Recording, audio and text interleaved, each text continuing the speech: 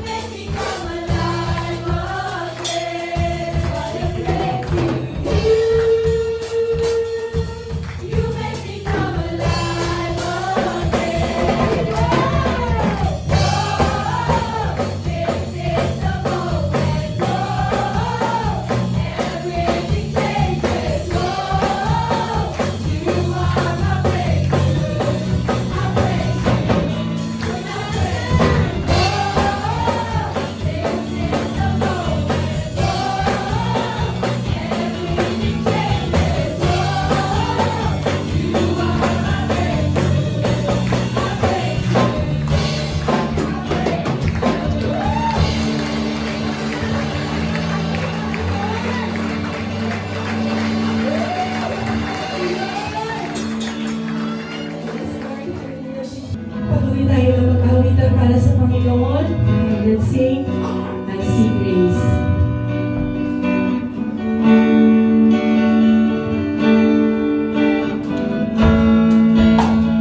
Jesus, my name, I call on your name. I cast my cares on you. Jesus, my own, the tower of strength. My faith is found in you. I see you pierced, wounded for me. When I look to the cross, I see grace. I see grace, still by your sacrifice. I see love reaching for me. Precious blood washes and sanctifies. Healing love, setting me free. I see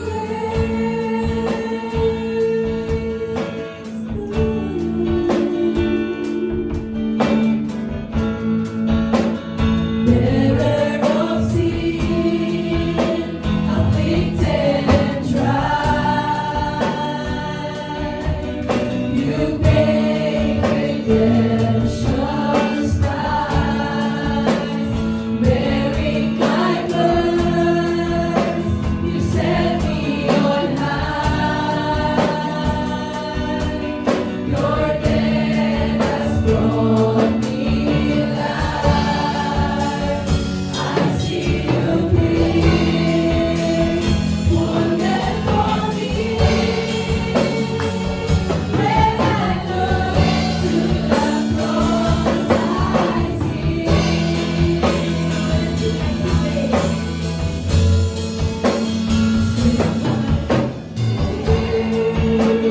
still by your sacrifice. I see love reaching for me. Precious blood washes and sanctifies. Healing flows, setting me free. I see grace, still by your sacrifice. I see love reaching for me. Precious blood washes and sanctifies. Healing flows, setting me free. I see grace. As we sing this song, kung mayroon kang dapat ipagpasalamat sa Panginoon sa mga oras na ito, sabihin mo ng buong puso na ikaw lahat si Lord yung nag-uusap habang inaawit namin. I see grace, still by your sacrifice. I see love reaching for me. Precious blood washes and sanctifies. Healing flows, setting me free. I see grace.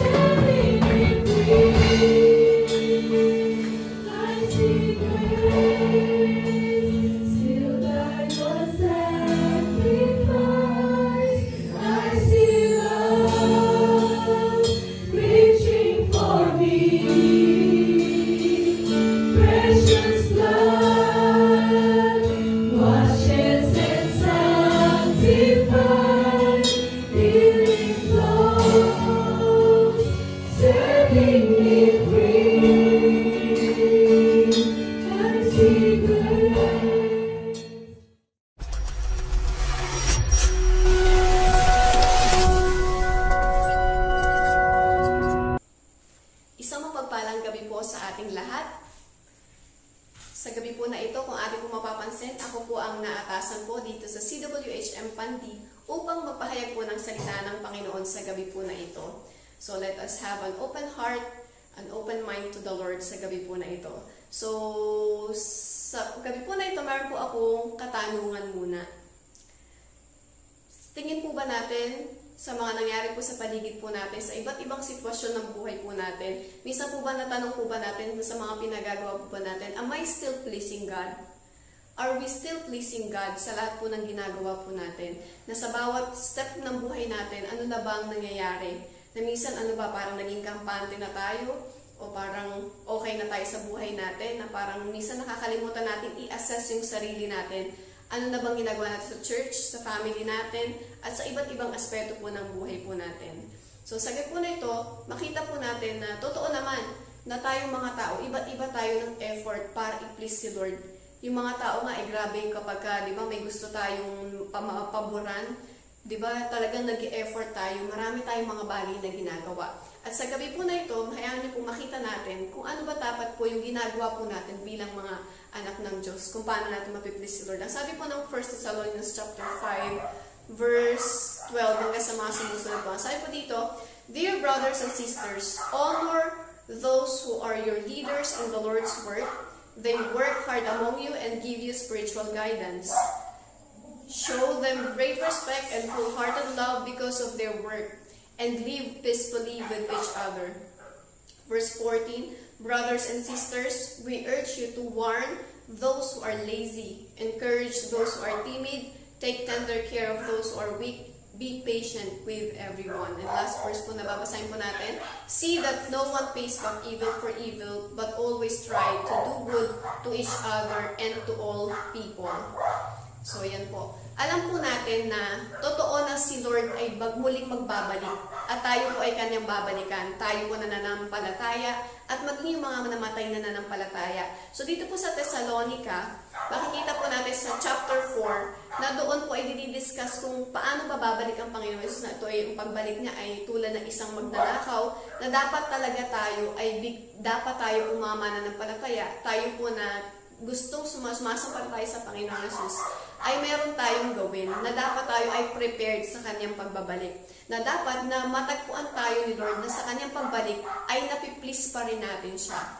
So sa yung chapter po bago dito, meron po dong instruction disciple sa bawat individual na paano ba natin mapiplease si Lord, na dapat tayo ay magpakabanal, ganyan po. At aside na dapat tayo ay namumuhay sa kabanalan bilang sa personal po nating pagpiplease kay Lord, so dapat din po ay meron din tayong ginagawa sa mga paligid po natin, sa mga tao sa paligid natin. Meron din tayong effort sa church at sa mga tao po na nakapaligid sa atin para mag-please natin si Lord. Kasi natutuwa din po si Lord kapag gumagawa tayo ng mga bagay na nakalulugod sa Kanya.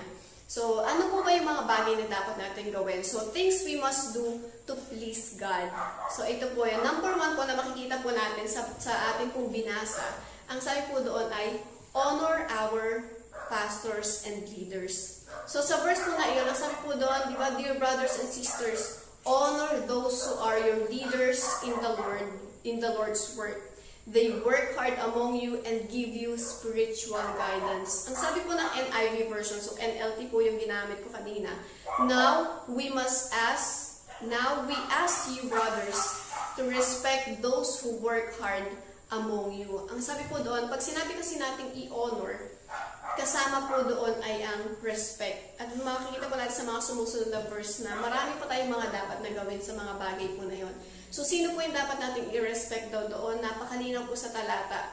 Yung mga kasama po natin na who is over us, yung mga naglilid po sa atin. So, ang sabi po doon, i-honor daw po natin sila. Pag sinabi po natin na honor, ang sabi po ng dictionary ay, pag sinabi po nating honor is to regard or treat them with admiration and respect. Sabi po doon, with admiration and respect. Dapat po talaga, ganoon natin sila tinatrato, yung mga leaders po natin. So alam ko po, lahat po tayo, meron tayong mga leader. Bakit po? They work hard among you and give you spiritual guidance. Ito po yung mga trabaho nila na ang totoo, sobrang hirap naman po talaga. At makikita po natin sa lahat ng mga hardworking people number one po dyan ay ating mga pastors at ang ating mga leaders na even wala naman bayad yun, wala namang fixed salary, wala namang nakulang nga, iniwan talaga nila yung mga trabaho. Marami po tayong mga pastors na ganyan.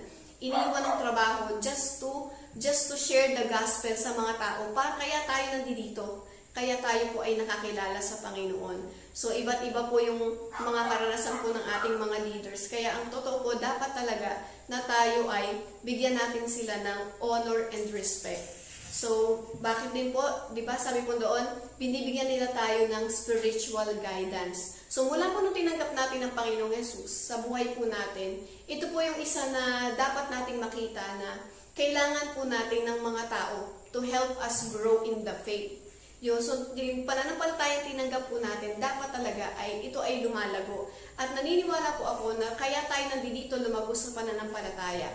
Meron pong nagturo sa atin. At sila yung nag-work hard, nag-give sa atin ng guidance. Yun yung pinakagrabe po talaga, na even yung buhay nila, talagang ibibigay nila para lang mabigyan tayo ng mga instruction kung paano tayo mamumuhay bilang mga anak po ng Panginoon. So, at naniniwala din po ako na walang great leader even sa mundo, walang great leader, walang leader na lalabas kung walang magtuturo sa kanila.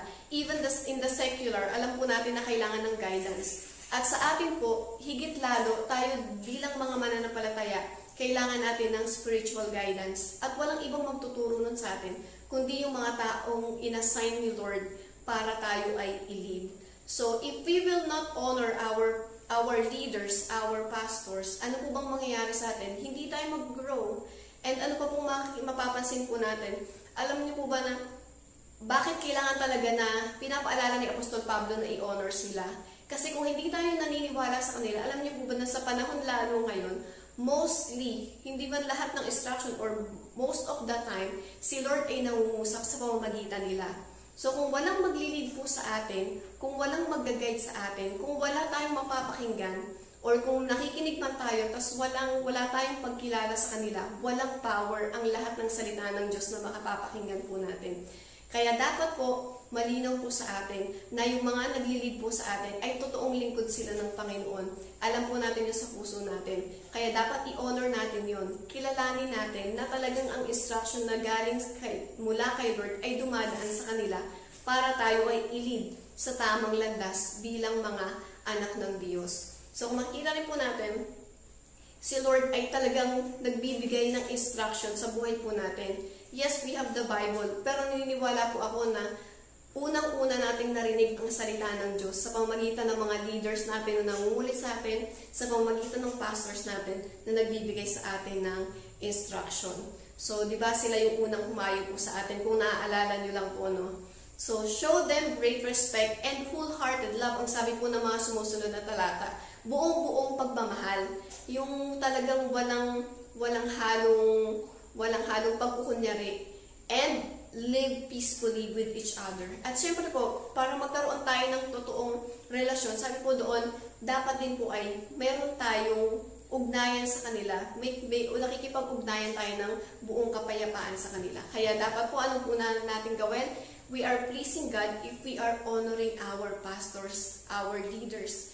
At kasama po doon na yung pagmamahal sa kanila, ang pagsunod sa kanila, at pagkilala na talaga ang salita ng Diyos ay dumadaan din po sa kanila. Kaya we must obey them also. So number 2 po, kung paano natin mapiplease si Lord, makikita natin sa sarili natin, assess natin, ano na bang ginagawa natin. Number 2, let us stop being lazy. Ang sabi po ng verse 14. Ang sabi po doon, brothers and sisters, we urge you to warn those who are lazy. Ang sabi po doon, i-warn daw po natin. At sa word po na ginamit dito ay, we urge you, brothers and sisters. Pag sinabi po natin urge, that is related to the word urgent. As in ngayon na, agad-agad, dapat na wina-warn natin. So tayo, hindi lang tayo namumuhay sa banalan, hindi lang in-honor natin yung mga pastors natin, kundi dapat we care also sa mga people sa paligid po natin. Na agad-agad pag nakikita natin na sila po ay na parang naliligaw na ng landas, iba na yung ginagawa nila, parang wala na silang ginagawa, we have to warn them daw po. At pag sinabi natin warn, grabe yung word na ginamit po, no? Sabi po doon ay warn. Ibig sabihin, ano bang meaning ng warn? Ibig sabihin, there is a danger. ang sabi po ng dictionary, ng word na warm, it is to inform someone in advance of a possible danger, problem, or other unpleasant situation. So, grabe po yung katumbas pala ng katamaran, ano? Na kapag daw po tayo ay nagiging tamad, mayroon po itong pwedeng distraction ang kasunod nito, pwedeng magkaroon ng problema. So, kapag, di ba, parang pagtamad, wala namang ginagawa. Pero nagre-resulta pala ito sa magulong kapaligiran po sa paligid natin. Nagre-resulta po ito sa problema, sa mga bagay na hindi naman natin masyadong kayang, hindi natin talaga makakontrol. Tignan po natin ang Proverbs 19 verse 15. Ang sabi po doon na about sa laziness. Laziness brings on deep sleep and the shiftless go hungry. Ang sabi po doon, napakaliwanag po doon na, ang sinasabi po sa talata, na ang ating katamaran, di ba, sabi po na yung madalas higa, yung pala isang sign yun, yung parang lagi na lang tayong natutulog, na sa halip na nagmagawa tayo ng mga bagay na makabuluhan, nakakalimutan natin na gumawa ng bagay na makabuluhan at ang ginagawa natin ay mga bagay na hindi makabuluhan. At ang sabi po doon, the more pala na, imagine po natin na dati meron akong na-realize na kung tayo po ay natutulog ng 8 hours sa gabi, pagpalagay na po natin, tapos po, sa umaga matutulog pa rin tayo ng pagpalagay na lang natin ng 4 na lang, so 12. So 12 hours a day, kalahating araw yon. So kung tutuusin po natin, kung tayo po ay mabubuhay ng 80, so kalahating araw, makukonsume po natin, no? Mabubuhay tayo ng 80 na lang po sa 80 or sa 60. Pagpalagay ng 60, kung tutuusin po natin yun, 30 years ng buhay natin, natutulog lang tayo. Hindi po natin sinasabi na wag na tayo mag-rest or wag na tayo matulog. Pero yung katotohanan na, oo nga, no, parang ang haba pala nun kapag sobrang na-spend natin yung time natin sa pagtulog lang. Dati, nung hindi pa ako nagtatrabaho, parang ang dami kong time para tumunga, ganyan. Sabi po nung isang term dun sa lazy is idle. Yung parang, yung parang kasi ang daming time, pag maraming time, nung di pa ako nagtatrabaho, so pagkatapos mong mag-devotion, ganyan, parang okay na lahat, wala ka na masyadong gagawin, konting kilos-kilos lang, okay na. Pero kung dito ko na-realize na, yung kailan ang dami ko nang ginagawa, tapos ang dami kong gustong i-accomplish, ang dami kong gustong gawin para sa Lord, pero dumating sa point ng buhay ko na, eto na lang, realization na, dapat pala talaga, gamitin natin yung time natin sa maayos na pamamaraan. So, make every effort para maging masipag po tayo sa lahat ng ginagawa po natin. At lalong-lalo na po sa labor natin sa Panginoon, sa mga ginagawa po natin para sa Panginoon. At bakit din po, sabi ng isa pang talata, sabi doon, whoever is lazy regarding his work is also a brother to the master of destruction. So, grabe po, no, talagang ang katamaran pala, hindi lang problema, even destruction, nag-end ito sa destruction. So, kaya dapat makita natin na hindi talaga, sabi nga nung narinig ko dati to, I think kila Pastora, sabi doon, walang anak ang Diyos na tamad. Kaya sabi niyo po sa katabi niyo, walang anak ang Diyos na tamad. Pag sinabi natin tamad dito, hindi lang to sa gawaing bahay, kundi maging sa gawain sa church. So kung tayo po ay totoong anak ng Diyos, hindi tayo lazy sa pag-attend ng cell group, hindi tayo lazy sa pag-attend ng Sunday service, hindi tayo lazy sa pag-win ng souls. Kasi talagang iyon ay ang mga bagay na ginagawa natin. Hindi tayo lazy sa paglilinis ng church, sa paglilinis ng bahay natin, hindi tayo lazy sa pag-aaral, as in sa lahat ng aspeto po ng buhay po natin. Inaayos yun talaga ni Lord.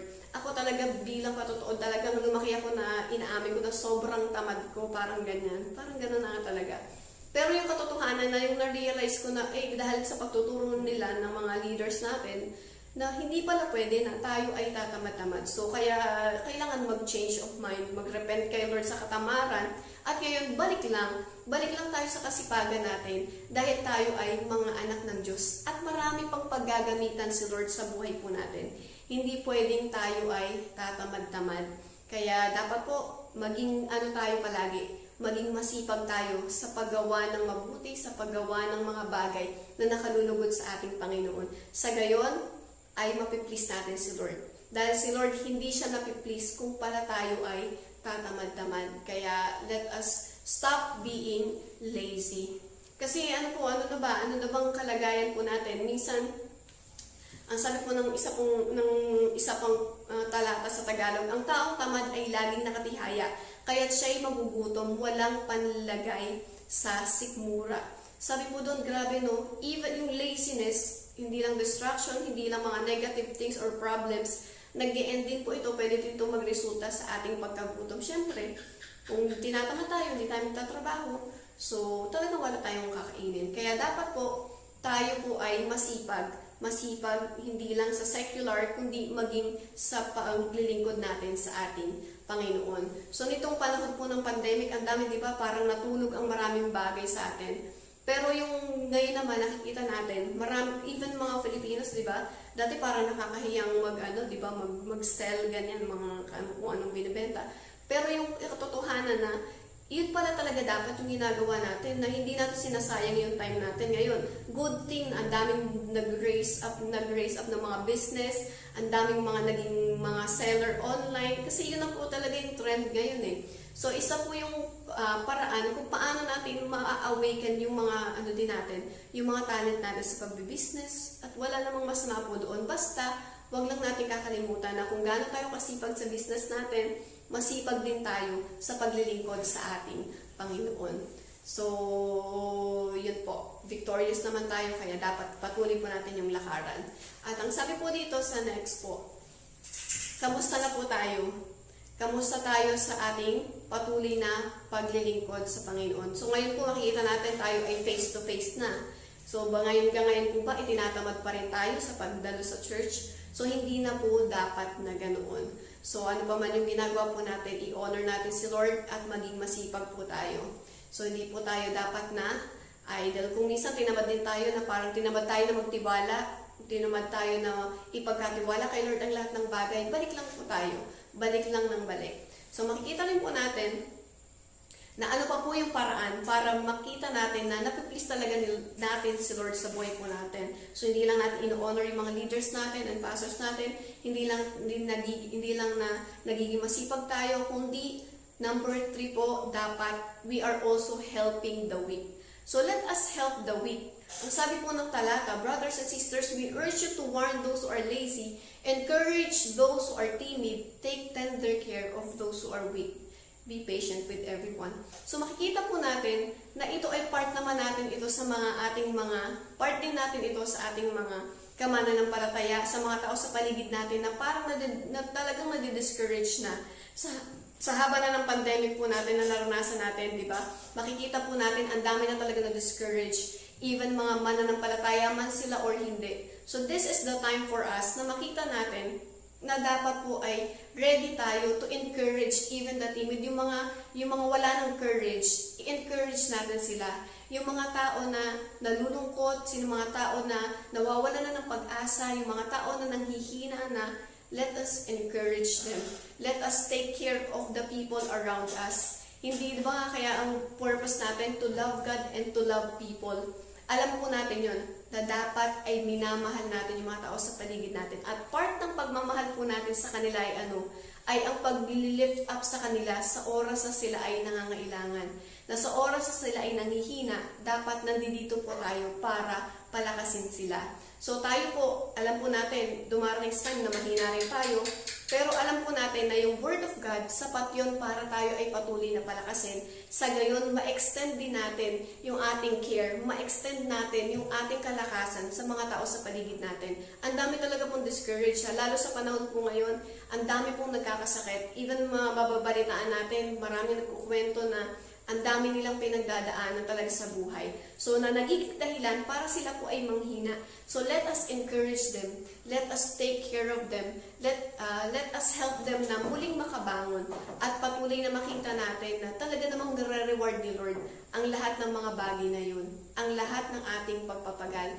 So, let's care for one another. Sabihin nyo nga po sa kasama nyo, I care for you. So, yun. Kaya tulungan po natin ang isa't isa. Ano man po yung mga pasanin natin, mapagtutulong-tulungan po natin yan. Hindi yung pagtulong-tulungan ng isa, kundi magtulungan po tayo para mapagaan ang nararamdaman ng isa. Bakit po? Because we are one body. So, lahat po tayo ay part at tayo po ay mga magkakasama, lalo na po tayo mga conquerors. Talaga pong patuloy natin na i-encourage ang bawat isa dahil ayaw naman natin na may mawala sa paglilingkod sa Panginoon. So, normal lang po na dumarating tayo sa panghihina, pero hindi yun magtatagal kasi merong mga mananampalataya na ginagamit si Lord para tayo ay i-encourage. At ikaw yun. Ikaw na nakikinig sa oras na to, this is the time for you to encourage yung mga tao sa paligid natin. Yung mga nawawala na, let us reach them out. Let us extend our love to them, our care to them. Hanapin natin sila. Hanapin natin ang mga nawawala at lalo na yung mga hindi na natin malaman kung ano na yung nangyari sa kanilang mga buhay. So let's care for them. Hanapin natin sila at palakasin natin sila dahil totoong dumaan lang sila sa problema kaya sila ay nanghina. Dahil sapat ang kalakasan ni Lord sa atin, we can extend help to other people. At ang number 4 po, ang panghuli po kung paano natin mapiplease si Lord, let us be patient. Let us be patient to one another. Ang sabi po ulit ng talata, sabi po dito sa huli po, let us encourage those who are timid, take tender care of those who are weak, be patient with everyone. Sabi mo sa katabi mo, pagpasensyahan mo daw ako. So, maging patient po tayo sa bawat isa. Bakit po? Kasi ang totoo, yung palagi natin narinig, iba kasi talaga tayo ng pag-uugali. Kahit saan tayo po magpunta, iba't iba yung mga people na mamimit natin, iba't iba yung mga gusto nila, iba't iba yung mga kinakahiligan nila, iba't iba yung mga ayaw nila. So, iba't iba tayo ng mga nararanasan din sa buhay. That's why we have to be patient to everyone, to the people around us. Habaan po natin yung pasensya natin. Let us be patient. Kasi po bakit? Kasi ang totoo, darating at darating ang time na yung mga tao sa paligid po natin, may times na ma-offend nila tayo. Why? Because offenses, di ba? Sabi nga, offenses are endless. Darating at darating ng time, even yung katabi mo ngayon, pwedeng ma-offend ka niya. Kaya kailangan talagang maging patient tayo sa kanila. And also, alam na rin natin, dami natin na forgiving sa mga tao sa paligid natin. So let us bear with one another, magpasensyahan tayo sa oras na may mga times na hindi nila nami-meet yung mga gusto natin, yung mga expectations natin para sa kanila. Let us be patient to them. Huwag tayo maging basta-basta na lang nagagalit sa mga tao sa paligid po natin, kundi pagpasensyahan palagi natin sila. At makita po natin na doon makikita natin na we are also pleasing God kapag pala tayo ay nagiging patient sa mga tao sa paligid natin. Pagpasensyahan lang natin sila kasi yung katotohanan na wala naman talagang perfect. Pero dapat sa part naman natin bawat isa din, nagiging progresibo ang mga ginagawa po natin para sa Panginoon. Nagiging progresibo tayo sa ating mga pag-uugali, sa ating mga ginagawa. Sa gayon, hindi naman tayo nakakawala ng pasensya ng mga tao sa paligid po natin. So kaya sa gabi po na ito, tandaan po natin na maging patient tayo sa mga tao sa paligid natin. Kasi nga, part yun ng ating pagmamahal sa kanila. At part yun ng pagre-ready natin na sa muling pagbabalik ni Lord, dapat ready tayo na mahal din natin sa tao sa paligid natin. Na tayo din ay hindi lang nag-care sa kanila, kundi iniintindi rin natin sila at nagiging patient tayo sa kanila. Na ano man yung ginagawa nila, minsan nag-aasalaman sila, let us still be patient to them at tulungan natin sila na makarecover din. Like helping the weak, maging patient tayo sa mga tao sa ating paligid. So, reminder po sa gabi na ito kung paano natin talaga totoong mapiplease si Lord. So, ano po natin gagawin? I will honor my pastors and leaders. I will not be lazy. I will help the weak. And I will be patient sa mga tao sa aking kapaligiran. Kasi, bakit po? Yun ang way natin kung paano natin mapiplease si Lord sa buhay po natin. Sa gabi po na ito, tayo po ay patuloy na manalangin. Panginoon, salamat po sa pagpapaalala mo sa amin ng maraming mga bagay. Salamat po dahil isang katotohanan na hindi ka po nagbabago sa aming mga buhay. Kaya Lord, tulungan mo kami na maging handa kami na sa muling pagbabalik mo, na matagpuan mo kami na ikaw pa rin yung piniplease namin, ikaw pa rin yung pinaglilingkuran namin at hindi yung mga sarili lang namin kagustuhan. Tulungan mo po kami, Lord, na magampanan yung mga bagay na itinutulong mo sa amin, ma-obey namin ang mga salita mo, higit lalo Panginoon, ma-please ka namin sa pamamagitan ng pag-honor ng mga pastors and leaders namin. Magampanan po namin na maging patient kami sa mga tao sa paligid namin, matulungan namin yung mga weak at higit lalo sa lahat, Lord, tulungan mo kami na maging masipag sa paglilingkod sa iyo. At sa gayon, Panginoon, makikita namin na ang lahat ng bagay na ito hindi nawawala ng kabuluhan. At alam po namin, merong rewards at ako para sa lahat ng bagay na ito. Tulungan mo kami na palagi magpasalamat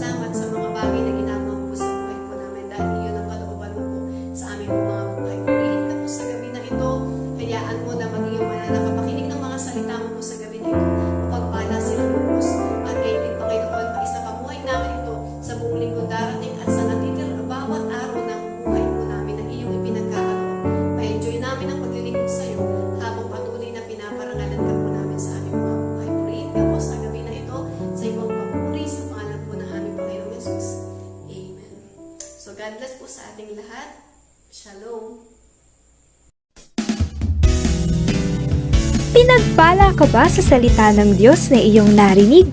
Sabi sa 2 Korinto 9:11, pasasaganain niya kayo sa lahat ng bagay upang mas marami ang inyong matulungan.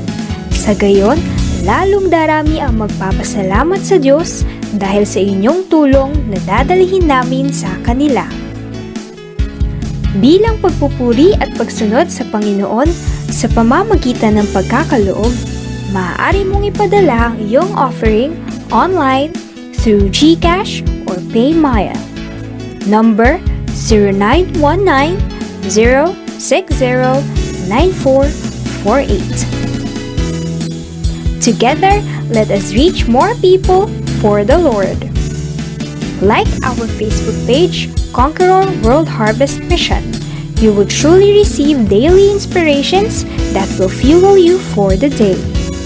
I-share mo na rin ang posts para mas maraming tao pa ang maabot ng mabuting balita galing kay Jesus. You may also follow us on Instagram at conqueror.whm. Huwag kalilimutan, every Wednesday, midweek service at 7:30 p.m. Every Saturday, Jesus Little Winners at 10 o'clock a.m. Here in CWHM, you won't miss a thing. You may check on our YouTube account, Conqueror WHM, for the past Facebook Lives aired and watch it again. Subscribe to the channel so you would be notified for every videos uploaded. For prayer requests, testimonies, and inquiries, you may send us a message through our Facebook page and surely someone will assist you. Let us keep on keeping on. This is the time to get deeper in our relationship with the Lord. God bless everyone. Jesus loves you. Shalom.